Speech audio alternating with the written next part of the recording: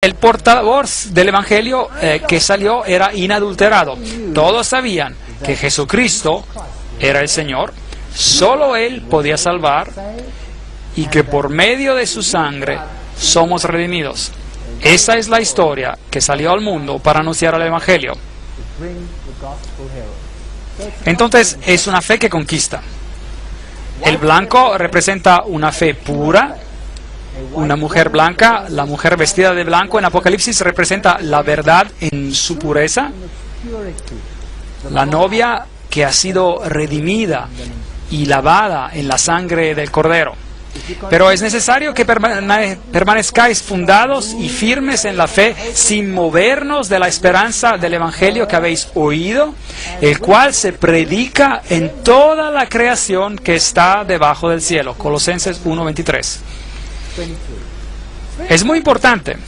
Si usted acepta este mensaje y usted está seguro, anclado en la roca de manera que no puede ser movido, entonces usted estará establecido en la verdad.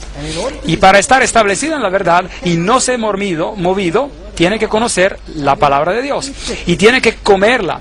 Eso significa incorporarla y actuar conforme.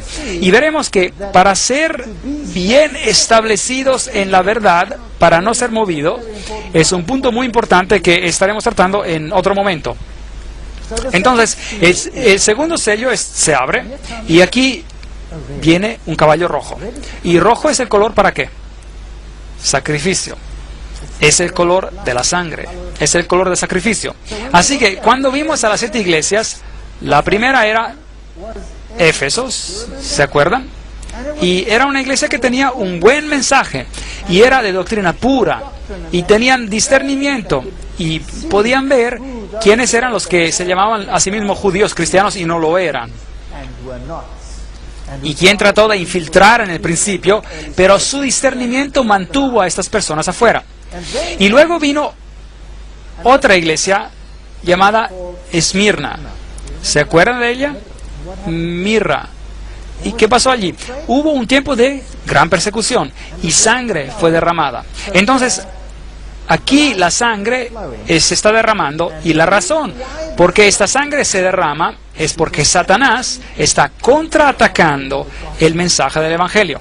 Y él está haciendo todo en su poder para corromperlo. Los que se mantienen fieles a los principios del Evangelio prefieren morir antes de quedarse por vencidos. Y aquellos que no se mantienen fieles a los principios, ¿qué harán? Empezarán a comprometerse. Entonces, el camino al compromiso se abre lentamente. Y el Evangelio del caballo rojo salió. Salió otro caballo, el de color rojizo. Al que lo montaba le fue dado poder para quitar paz de la tierra y hacer que se mataran unos a otros. Y se le dio una espada muy grande. Ahora, ¿qué es la espada? ¿Es la palabra? Hay la palabra de Dios. Entonces, ese es el asunto, la palabra de Dios. Sale, dice una cosa, y esto trae guerra. Y la guerra es dolorosa, la guerra lleva a la muerte, y algunas personas se cansan de ese proceso. Entonces, una fe sangrienta es la siguiente fase de la historia. Es el tiempo de gran persecución, la persecución romana con Nerón y todos los asuntos que tratamos cuando hablamos de las iglesias. Entonces cubre el mismo periodo de tiempo hasta los tiempos de Constantino, el emperador, cuando la persecución era el método para deshacerse del portavoz del Evangelio, del mensaje. Cuando abrió el tercer sello, oí al tercer ser viviente que decía: ven, miré y vi un caballo negro. El que lo montaba tenía una balanza en la mano y oí una voz de en medio de los 4 seres vivientes que decía: 2 libras de trigo por 1 denario y 6 libras de cebada por 1 denario, pero no dañes el aceite ni el vino. Esos son símbolos interesantes. Entonces aquí hay una balanza y el color es negro. Ahora, negro es obviamente lo opuesto de blanco, ¿correcto? Así que algo está pasando para pintar la blancura de la pureza del portavoz del Evangelio y se vuelve negro. Y hay algo que se convierte en muy escaso, el trigo y la cebada. Y luego hay algo más que está con problemas, el vino y el aceite. Ahora, estos símbolos todos representan el portavoz del Evangelio. Como ve, el trigo es un símbolo de Jesucristo. Jesucristo nació en Belén, en hebreo Bethlehem, la canasta de pan. Bueno, Jesús dice, yo soy el pan de la vida. Jesús es el pan viviente que viene del cielo. Entonces, el pan está en problemas. Y la cebada era la primera cosecha que tomaba lugar en Israel, la cosecha de la cebada. Y de hecho la ofrenda de sacrificio agitado era de gavillos de cebada y representaba también la resurrección en Jesucristo y el cuerpo de Jesucristo, el portavoz del Evangelio. Entonces el trigo y la cebada serían escasos. El mensaje del Evangelio de salvación en Cristo está bajo presión. Pero Dios sigue trabajando y Él dice, no dañes el aceite y el vino. ¿Qué representa el aceite? Es el símbolo del Espíritu Santo. Era vaciado en los candelabros para que el mundo pudiera tener la luz de la verdad. Y el vino es un símbolo de la doctrina. Jesús dice, no puedes vaciar vino nuevo en un cuero de vino viejo. No puedes vaciar el gran mensaje de la salvación en Jesucristo en un molde que no lo va a poder contener. Entonces el vino es un símbolo del Evangelio. Jesús también dice, yo soy la vid y ustedes son mis pámpanos. Él es el que nos da vida por medio de su mensaje del Evangelio. Entonces, estos son los elementos que están puestos bajo presión y que se están comprometiendo, así por decir. Entonces, el caballo negro obviamente representa un tiempo cuando la palabra de Dios se vuelve escasa.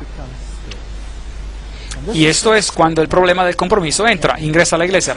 Ese es un tiempo cuando Constantino casa el paganismo con el cristianismo. Entonces, es una fe comprometida. Y si seguimos los mismos periodos de tiempo. Por tanto, mirad vosotros y por todo el rebaño, dice Pablo, para apacentar la iglesia del Señor, porque yo sé que después de mi partida entrarán en medio de vosotros lobos rapaces. Y por si acaso, ¿cuán temprano en la iglesia entró la influencia corrupta de la iglesia? A la iglesia. En el principio, justo en el principio. Había un hombre llamado Simón Mago, ¿lo recuerdan en la Biblia? Y él pensó que podía comprar el poder de Dios con su dinero. ¿Se acuerdan de eso? Y Pedro lo reprendió de la manera bien directa y este hombre se enojó bastante, muy enojado. Y Simón Mago venía de Samaria y él tenía un elemento de sabiduría babilónica en sí mismo. Y si vamos a ver a la historia, como veremos en un futuro, probablemente él fue el padre del gnosticismo. Y gnosticismo, en dos palabras, es la filosofía donde Cristo se hace menos de lo que es y que nosotros nos podamos convertir en algo más grande de lo que somos. Y gnosticismo era la espina en la carne del cristianismo primitivo. Y los principios del gnosticismo juegan un rol vital hoy en día, como veremos en las conferencias más adelante. La cruz de Cristo era la que dividió la historia. Pero echó por tierra la verdad y hizo cuanto quiso y prosperó. Daniel 8:12. Vendría un poder que destruiría al portavoz del Evangelio. Salvación solo por medio de Cristo fue reemplazada por los requerimientos de la iglesia. Entonces, eso es lo que básicamente ocurrió. Y la iglesia misma se puso como mediadora entre hombre y Dios. En vez de ir directamente a Cristo, uno ahora pasaba por la iglesia. Un día muy triste. Dios había dado una ley y el hombre tuvo el atrevimiento de cambiar la ley de Dios para satisfacer sus necesidades. Así que en las iglesias tenemos a San Pedro o era Júpiter? Bueno, la verdad es que él vino directamente del templo de Júpiter. En las iglesias, María se convirtió en una mediatrix, una mediadora. Y la iglesia enseña que nadie puede ser salvo excepto por los méritos de María. Eso es muy extraño. Todas estas doctrinas llegaron y eran una mezcla entre el paganismo y el cristianismo. La Biblia claramente declara, porque no hay otro nombre bajo el cielo dado a los hombres en que podamos ser salvos, excepto por el nombre de Cristo, Jesús. No hay otro nombre. Así que todos estos otros mediadores ingresaron a la iglesia. Y donde los paganos tenían muchos dioses, ellos desarrollaron muchos santos. Y entonces usted podía, si tenía un problema en su vida y no tenía suficientes méritos, salvación por obras, pues, entonces para poder entrar al cielo, usted podía recibir un préstamo de los méritos que tenían por demás los que habían muerto antes que usted. Esta es una doctrina de la iglesia de la Edad Media y es considerada doctrina hoy día. Así que puede pedir prestado, por así decir, tomar por sí mismo un gran trago de méritos de los santos que habían muerto antes de usted para aumentar la reserva de sus propios méritos. ¿Es eso bíblico? ¿O cada uno tiene que presentarse individualmente ante Dios en el juicio y dar cuenta de lo que Él ha hecho en la carne? ¿Sí o no?